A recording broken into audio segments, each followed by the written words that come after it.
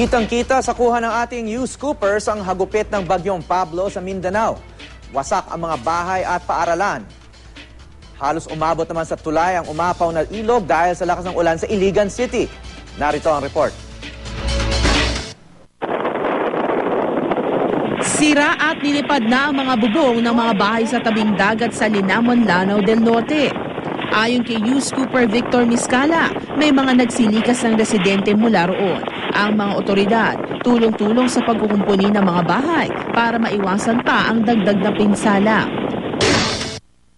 Sa video naman ni Apple May Bonite, kitang-kita ang paghampas ng malalakas na alon sa seawall ng Boulevard sa Surigao City. Wala na ring dumadaan na sasakyan doon dahil sa lakas ng hangin.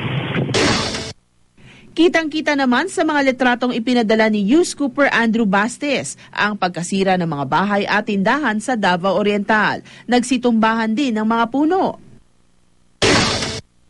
Sa Caraga, Davao Oriental, nakuna naman ng mga litrato ni News Scooper Marilyn Capina ang nasirang bubong ng isang paaralan. Maging ang silong malapit sa mga silid-aralan, nawasak din.